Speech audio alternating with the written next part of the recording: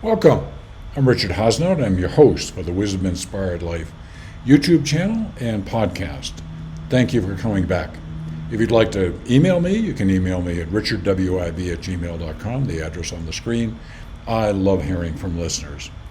Well, as you may or may not know, and if you don't know, you should know that there are lots of playlists on this channel. One of them is the Ageless Wisdom playlist, and you see a part of that, the topics here. This is a rapidly expanding playlist. In fact, this episode will be added to it. So check it out. I'm sure that you'll find something of interest for you. Well, as I said, this is part of the Ageless Wisdom series. The Ageless Wisdom is actually 24 volumes of the highest esoteric wisdom from the enlightened Tibetan master Zhao Kul, who's now part of the spiritual hierarchy responsible for planet Earth. And he transmitted that via mental telepathy to an American, Alice Bailey.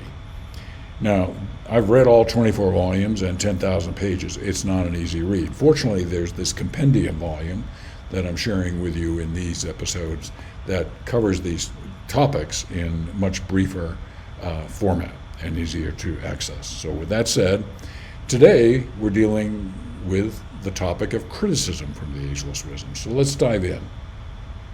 One of the major faults of disciples today is paying too close attention to the faults, errors, and activities of other disciples and too little attention to their own fulfillment of the law of love and to their own dharma and work.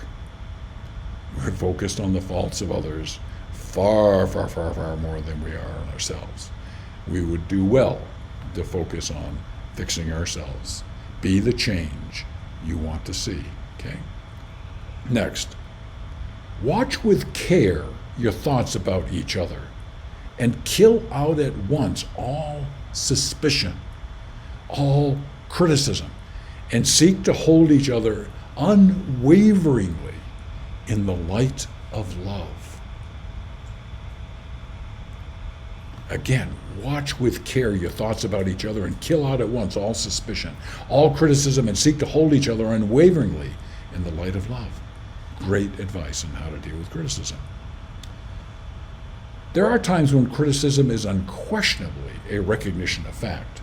This means that a criticizing disciple has reached the point where his or her judgment, is based on love, that it produces no personality effect in his own life or that of his fellow disciple. It is simply a loving recognition of the limitation, and only becomes wrong when these undoubted facts are used to arouse criticism in the unqualified and provide points of discussion.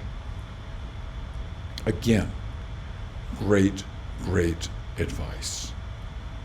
Criticism, 99% of the time, does no good. Okay?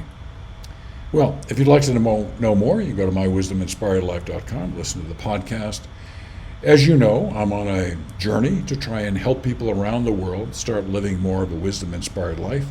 Thank you for being part of that journey today, and I look forward to continuing this journey with you.